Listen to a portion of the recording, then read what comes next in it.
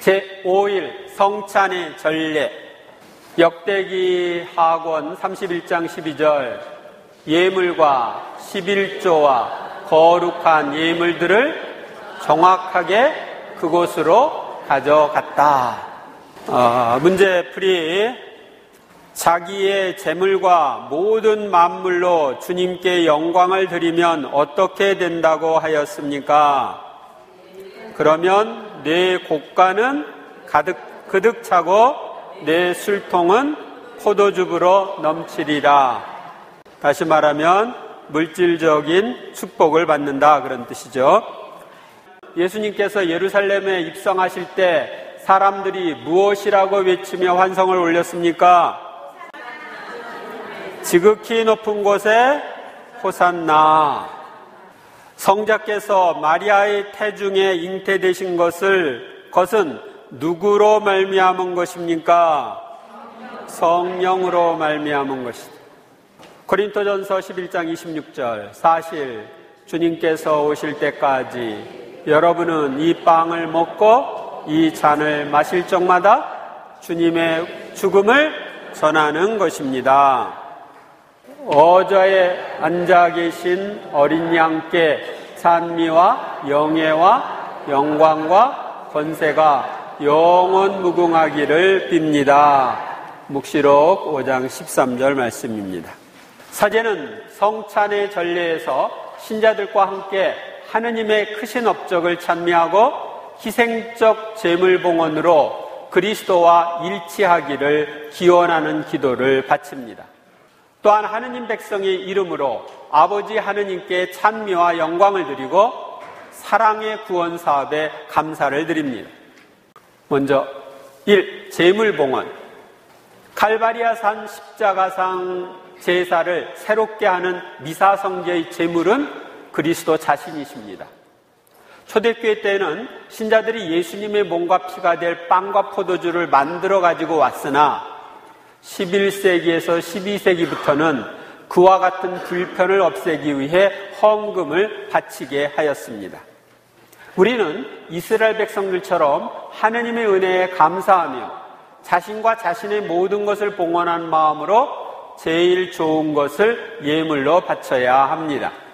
신자들은 제물을 제단으로 가지고 가고 사제는 집전자로서 그리스도의 대리자요 교회의 대표자로서 신자들의 제물을 받아들이고 그것을 공식적으로 제단에 바칩니다.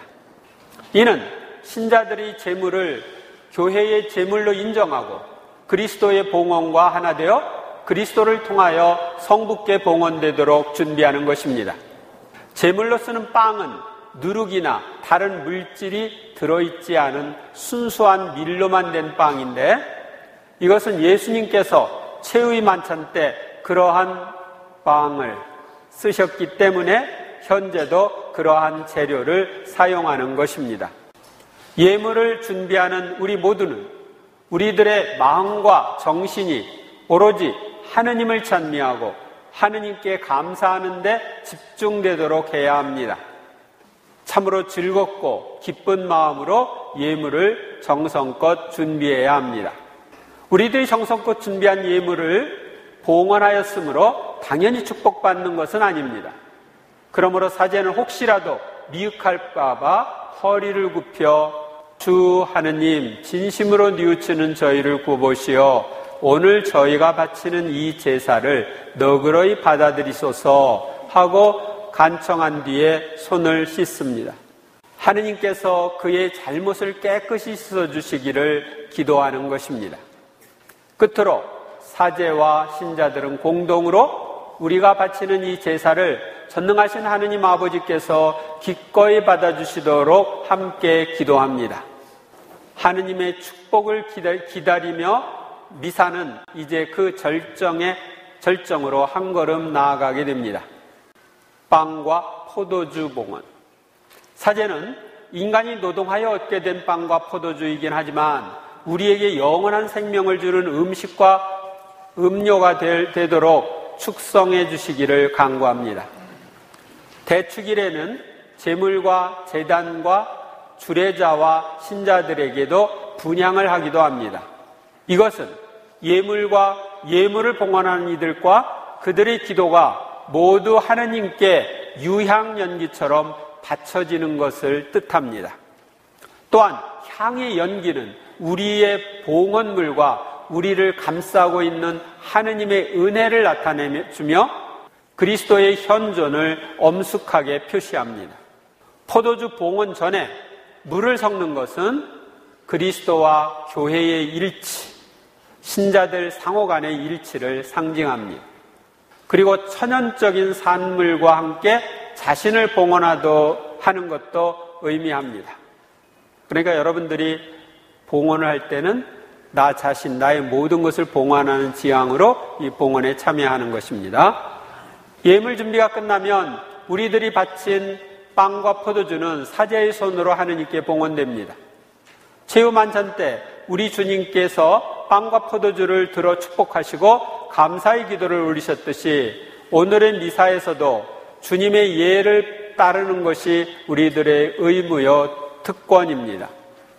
예물기도, 본기도는 초대교회 때 신자와 예비자가 참석한 가운데 바쳤지만 여기서 기도함은 예비자와 갈라놓고 신자들만 바치던 기도라는 옛 의미가 있습니다. 세크레타라고 하는 뜻이 그렇습니다. 사제는 이때 당일 미사의 신비를 다시 한번 인용하면서 제대에 바쳐진 제물 위에 축복이 내리도록 기원합니다. 그러니까 초대교회 때는 예비 신자는 이 말씀이 전례 끝나고 퇴장, 그리고 성찬이 전례는 신자들만 참석을 했습니다. 또한 예물 기도는 얼마 후에 그리스도의 몸과 피로 변할 빵과 포도주에 대한 축복을 청하며 이 희생물을 봉헌하는 이들도 축복해 주시기를 청합니다. 따라서 이 기도는 나와 너의 희생을 봉헌하는 정신이 그 기초가 됩니다. 그리고 예물 기도는 지금 제단 위에 있는 제물 위에 우리의 모든 존재, 모든 생활을 함께 바치는 기도로서 우리의 봉헌을 하느님께서 주 예수 그리스도의 봉헌과 함께 받아주시기를 기도하는 것입니다. 그 다음에 감사송. 성찬의 전례는 본질상 감사의 기도입니다. 그날 축일의 정신과 전례 시기에 따라 특수한 이유를 들어 감사를 드립니다. 감사송을 하는 본 정신은 그리스도께서 이 세상에 오셔서 우리를 위하여 순환하시고 죽으시고 부활하심을 회상하며 감사하고 이러한 은혜를 베풀어 주시도록 그리스도를 보내신 하느님 아버지께 감사하는 것입니다. 감사송은 모두 세 부분으로 구성되어 있습니다. 즉 서문, 본문, 결문입니다. 서문은 대화와 감사의 내용을 연결하는 연결문입니다. 여러분과 함께 또한 사제와 함께 하는 부분이죠. 마음을 무겁게 주님께 올립니다. 우리도 하나님께 감사합시다. 이쪽 부분이 서문입니다. 성국께 감사드리면 나타나고 오는 일이며 구원을 주기 하다. 다음 본문에서는 감사의 이유를 제시합니다. 하느님의 말씀과 구원의 업적을 선포하며 감사를 드립니다. 하느님 아버지께 감사함이 참으로 마땅하고 옳은 일이며 저희 도리요 구원이로소이다. 구원입니다. 이렇게 하면서 우리가 감사송을 바치죠. 결문은 거룩하시도다로 이어지는 연결문으로 천사와 성인들과 함께 구원을 찬미하는 내용입니다. 우리는 이 감사송을 바침으로써 우리의 존재와 생명 전체로 하느님을 찬미합니다. 이 감사 행위는 성찬의 전례 안에서 구체화됩니다. 거룩하시도다. 미사에 참여한 모든 신자가 보이지 않는 천상의 천사들과 성인들과 함께 환호하는 노래가 거룩하시도다입니다. 이 기도는 성찬의 기도의 일부로서 모든 교우가 사제와 함께 외치는 기도입니다. 신자 모두가 천사들과 성인들과 함께 결합되어 거룩하시도다를 노래하듯이 낭송합니다. 이 환호는 예언자 이사야가 자신에게 나타난 하느님의 환시를 묘사한 성경 구절과 예루살렘 입성 행렬에 사용된 메시아의 시편 118편에서 따온 것이며 성찬기도의 일부로서 모든 신자들과 사제가 외칩니다. 이 환호에 나오는 호산나란 구원하소서를 뜻하는 히브리어에서 유래된 말이며 기쁨과 승리를 표현하는 환호성입니다. 호산나 호산나 하는 건 구원하소서 구원하소서 이런 뜻을 가지고 있는 거예요. 구약시대 이스라엘 백성은 승리를 주신 하느님께 주님 구원을 베푸소서, 주님의 이름으로 오는 이는 복되어라 라고 부르짖으며 찬양했습니다. 이 구절은 과월절, 오순절, 초막절 등의 축일에 봉독하는데 호산나를 되풀이하면서 종려나무 가지를 전명의 들고 흔들었습니다. 예수님께서 예루살렘에 입성하실 때도 백성들은 이렇게 예수님을 환영했고, 오늘날은 성지주일에 이를 기념하며 우리는 매 미사 때마다 천사의 외침으로 찬미를 드리며 환호성을 올립니다.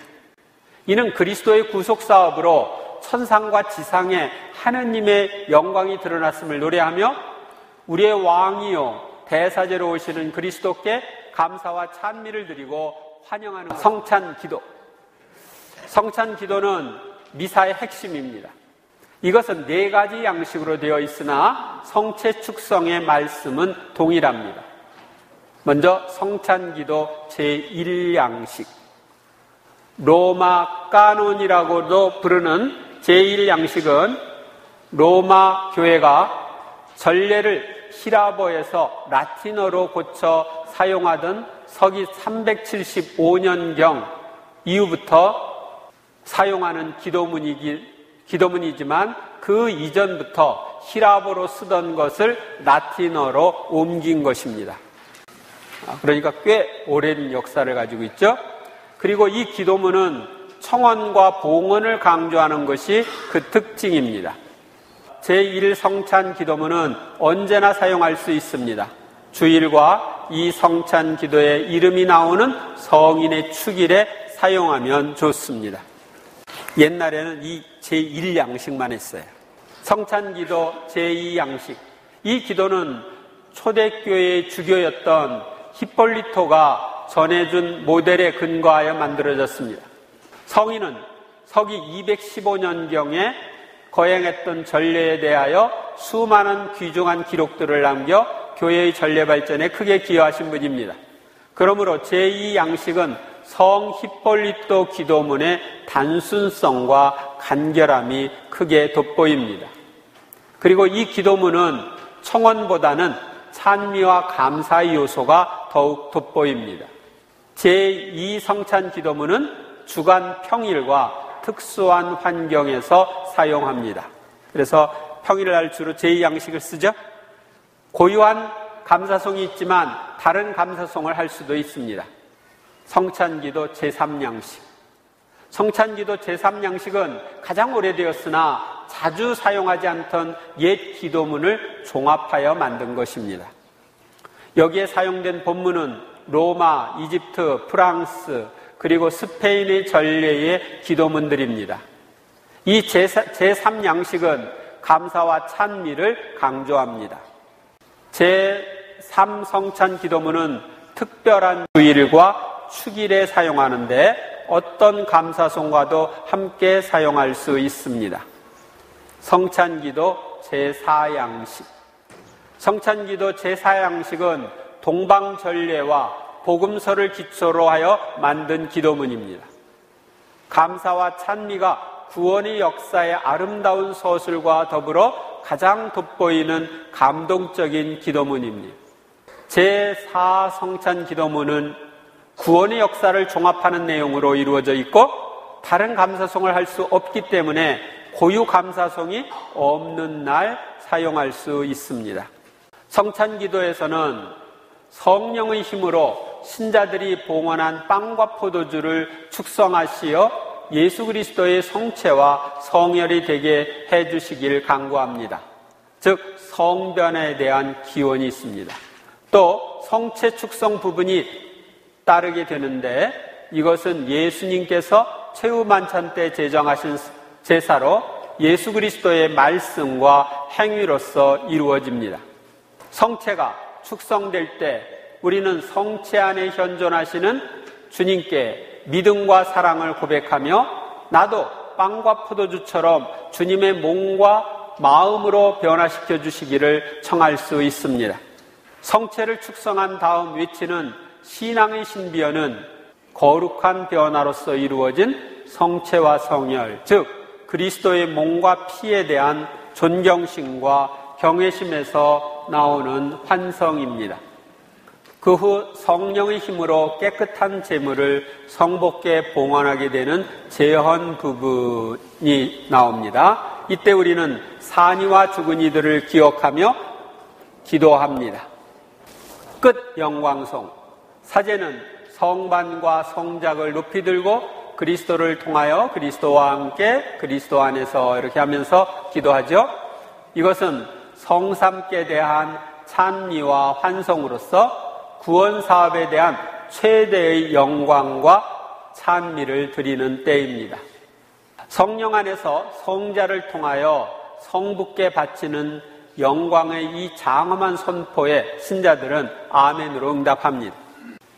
성 그레고리오, 성체 성사에서 예수님은 몸과 피로서 실제로 현존하며 축성을 통해 성령께서는 빵과 포도주를 그리스도의 몸과 피로 변화시킨다.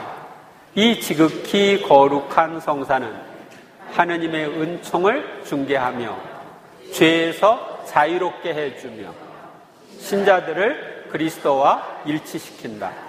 그러나 이것은 인간이 하느님과 화해할 때만 서로 간에 작용한다. 죄가 없을 때 작용하는 거예요. 죄 중에 있을 때는 작용을 못하죠. 제6일 성찬식과 마침 예식. 마태복음 6장 9절에 10절. 하늘에 계신 저희 아버지의 이름을 거룩히 드러내시고 아버지의 나라가 오게 하시며 아버지의 뜻이 하늘에서와 같이 땅에서도 이루어지게 하소서. 숙제를 몇 분이나 해오셨나요? 마지막 부활하신 예수님이 제자들에게 나타나 하신 인사말은 무엇입니까? 평화가 너희와 함께. 열심히들 해오셨네. 예수님을 가리켜 세상의 죄를 없애시는 하느님의 어린 양이라고 증언한 사람은 누구입니까? 세례자 요한. 하인을 고쳐달라고 온 백인 대장에게 예수님께서 직접 가셔서 고쳐주시겠다고 하시자 백인 대장은 무엇이라고 대답하였습니까? 주님, 저는 주님을 제 집에 제 지붕 아래 모실 자격이 없습니다. 그저 할 말씀만 해주십시오. 그러면 제 종이 나을 것입니다. 루카복음 24장 50절 51절. 예수님께서는 그들을 베타니아 근처까지 데리고 나가신 다음 손을 드시어 그들에게 강복하셨다. 이렇게 강복하시고 그들을 떠나 하늘로 올라가셨다. 성찬식은 거룩하게 주님의 몸과 피로 변화된 빵과 포도주를 나누어 먹고 마시는 예절입니다. 먼저 1. 주님의 기도. 생명을 주시는 말씀을 선포하신 주님은 우리들에게 기도하는 방법을 가르쳐 주시며 이방인들처럼 빈말을 되풀이하지 말라고 이르셨습니다. 하늘에 계신 아버지께서는 우리들이 청하기도 전에 벌써 우리에게 필요한 것을 알고 계시기 때문이라고 하시며 주님의 기도를 가르쳐 주셨습니다. 이 기도는 그리스도인 기도의 모델입니다. 성찬 기도는 천주 성부께 영광을 드리는 법을 우리에게 가르치기 때문에 주님의 기도는 더욱 절실해집니다. 성자 예수께서 가르치신 그대로 성부의 이름이 빛나고 그 나라와 뜻이 이루어지도록 기도하고 그 다음에 우리의 현실적이고 자연스러운 청원을 말씀드림으로써 그분에게 더 큰 영광이 되는 것입니다. 이 기도는 더욱이 예수님 자신의 기도입니다.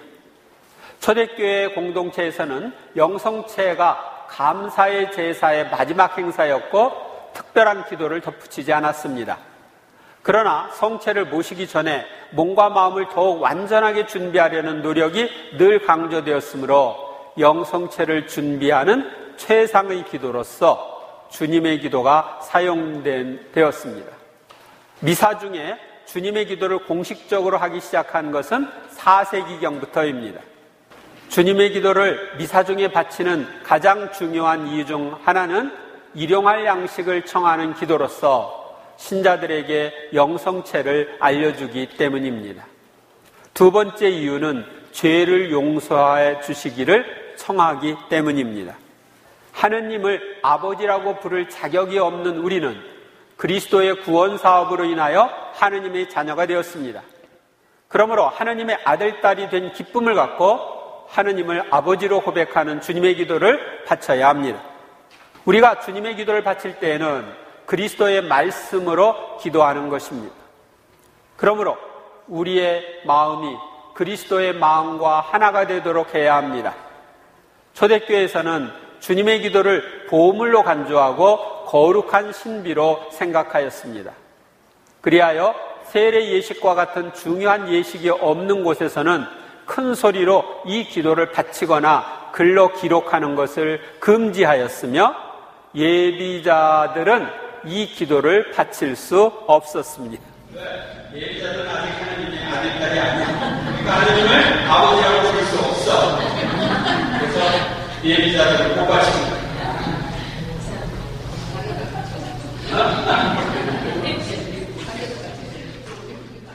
주님의 기도는 지극히 단순하면서도 극히 인간적인 일상의 일들을 엄청난 천상적 미래와 조화시키고 있습니다.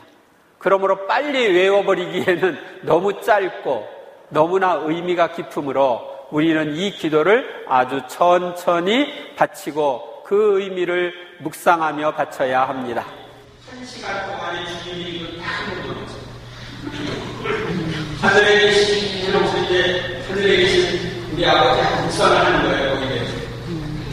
그래서 1시간 동안 주님의 기도를 딱 하는 것 같습니다. 해보면 여러분들이 주님의 기도의 의미를 깊이 이해하는 도움입니다.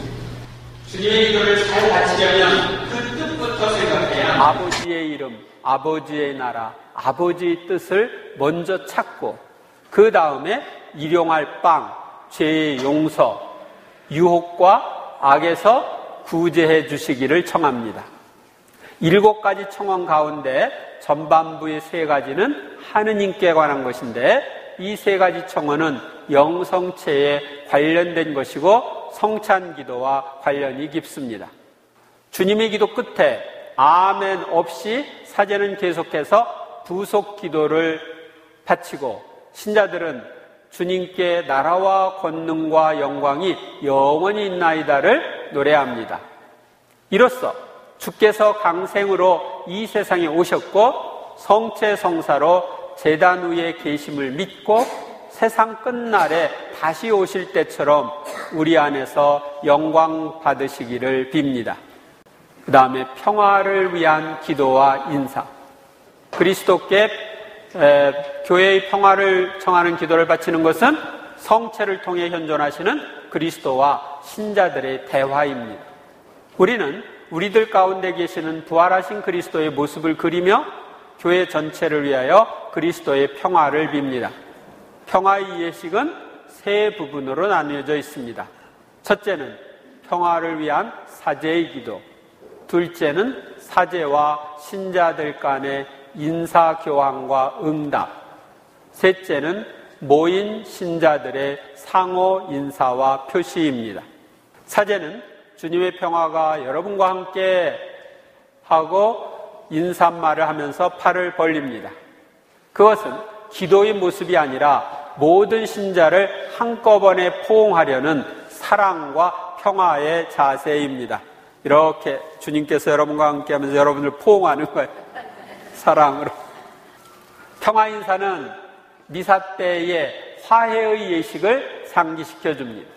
영성체로 그리스도와 일치하는 우리 모두는 그리스도께서 우리에게 남겨주신 참 평화를 전하는 사도가 되어야 합니다. 평화 인사를 나누는 방법은 서로 절하면서 평화를 빕니다 하고 말합니다. 이때 악수나 포옹으로 인사를 나눌 수도 있습니다. 초대교회 신자들은 입맞춤으로써 그리스도의 평화에 대한 갈망을 외적으로 표시하였습니다. 입맞춤. 저도 한번 받아본 적이 있습니다.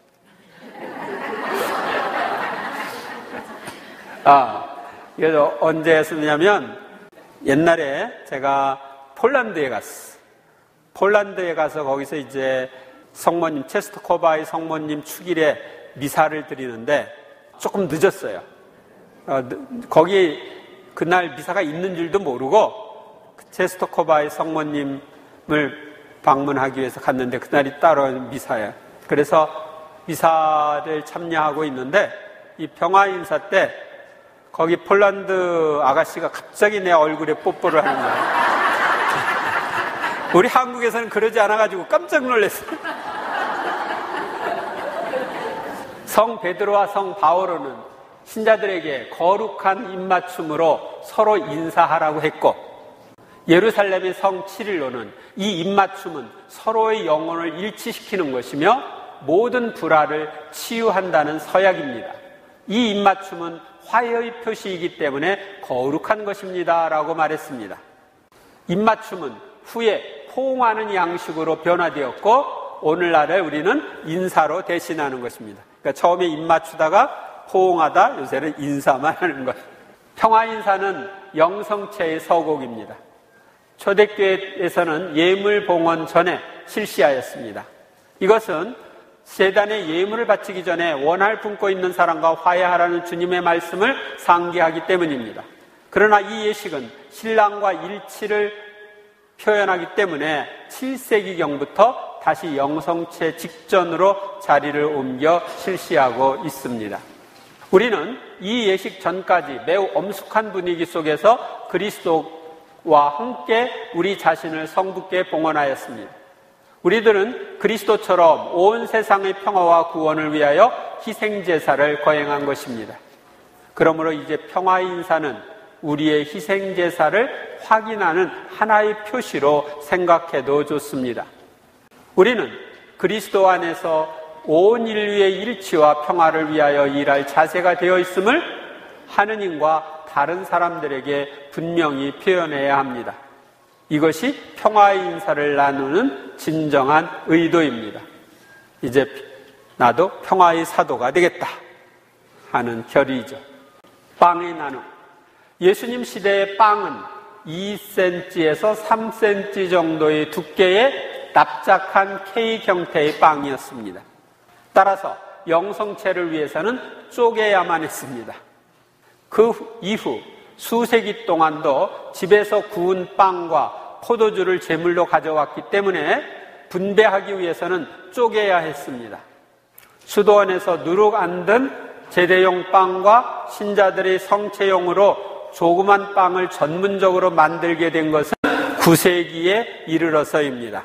그러니까 그전에는 집에서 다 이렇게 누룩 없는 빵을 구워가지고서 왔어야 된 거예요. 신자들이.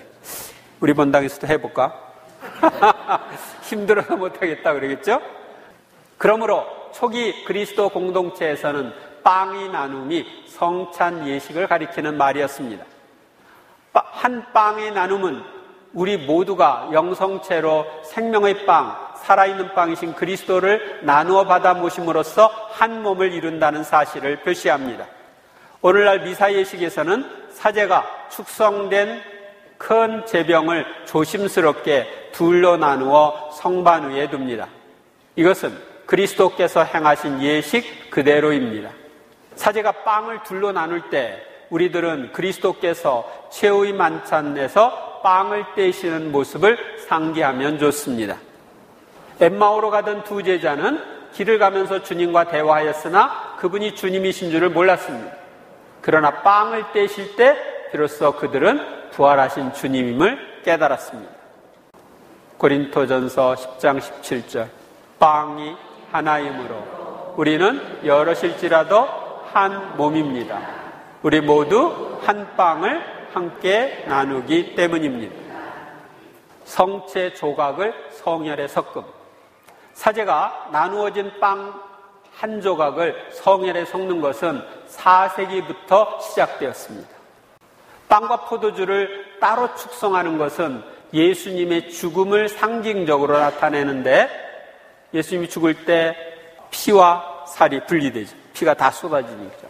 영성체로서 받게 되는 생명의 빵은 부활하신 주님이십니다. 따라서 부활하여 그리스도의 몸과 피가 재결합되는 것을 나타나기 위해 분리된 성체와 성혈을 재결합하는 것입니다. 이것은 양형 영성체를 하지 않아도 그리스도 전체를 받아 모신다는 것을 우리에게 보여줍니다. 원래는 옛날에 사제가 주교님으로부터 파견을 받아 여러 지역에 나가 미사를 봉헌하러 갈 때 주교님이 축성한 성체 조각을 가지고 가서 그 지역 미사에서 축성된 것에 섞음으로써 교회의 일치를 나타낸 데서 기인한 것입니다. 오 하느님의 어린 양, 이 기도로서 하느님께 자비와 평화를 빕니다. 3번 자비를 비는 것은 우리가 그만큼 하느님의 자비하심을 필요로 하기 때문이고, 자비가 필요함을 절실히 느끼는 표시이며 강조인 것입니다. 하느님의 어린 양이란 우리를 죄와 죽음에서 해방시켜 주시기 위해 희생되신 예수 그리스도께 주어진 칭호 중에 하나입니다.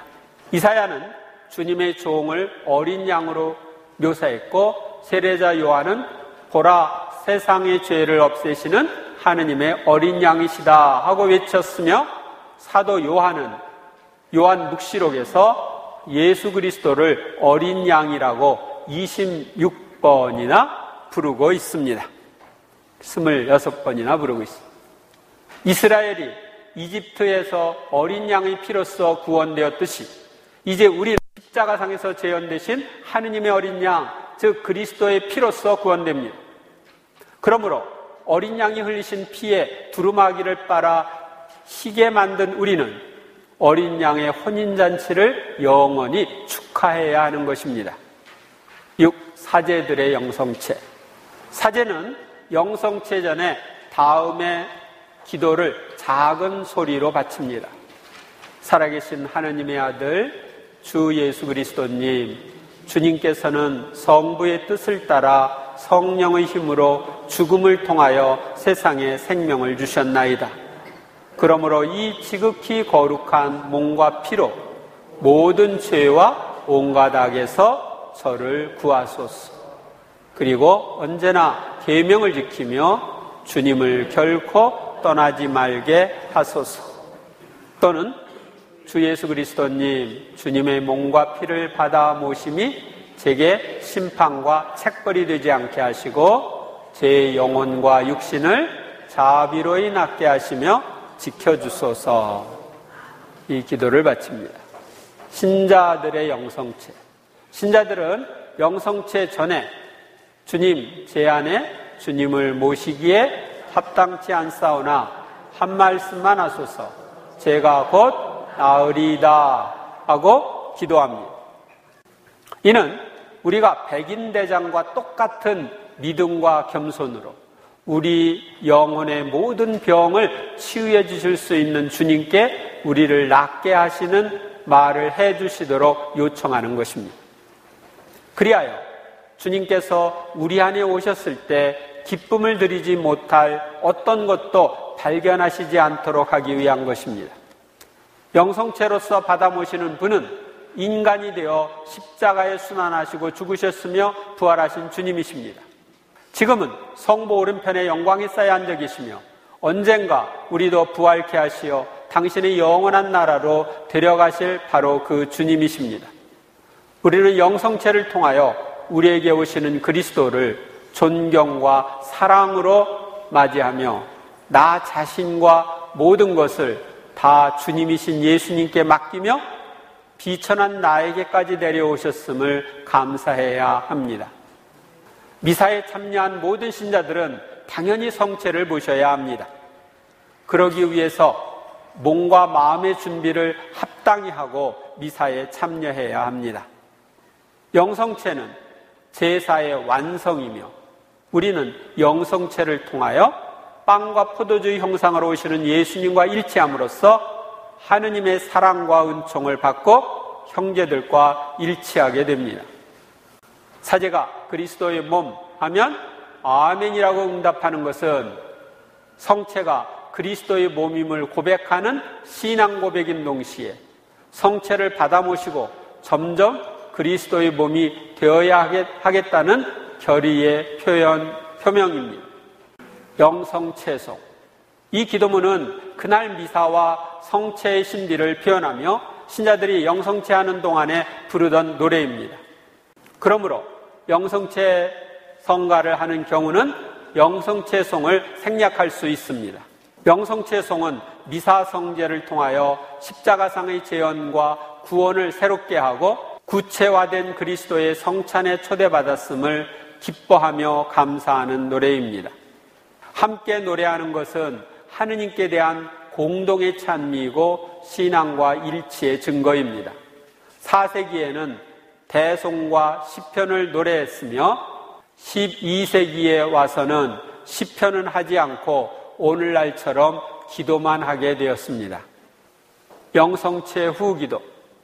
영성체를 한 후 기도를 하기 전에 주님과의 일치를 돕기 위하여 모든 이가 앉아서 얼마 동안 침묵을 지키거나 찬미가나 시편을 읽거나 묵상 자료를 낭독할 수 있습니다. 이 침묵은 충만한 침묵, 말씀을 듣고 생각하고 거기에 집중하는 침묵이어야 합니다.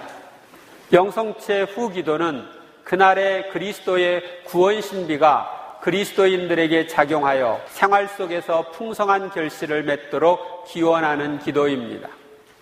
또한 그날 미사와 특히 받아 모신 성체의 은혜를 감사하는 마지막 장엄 기도입니다. 영성체를 한 후에는 모든 일에 언제나 우리 주 예수 그리스도의 이름으로 하느님 아버지께 감사하는 마음을 더욱 드러내어 기도할 때입니다. 신자들이 거룩한 음식을 함께 먹음으로써 교회의 머리이신 주님과 일치를 이루고 또 그리스도의 몸인 교회가 일치를 이루게 되는 영성체는 공동체적 성사입니다. 이 공동체적 예배의 정신은 주례자인 사제가 공동체의 이름으로 하느님께 드리는 영성체 후 기도를 통해 표현됩니다.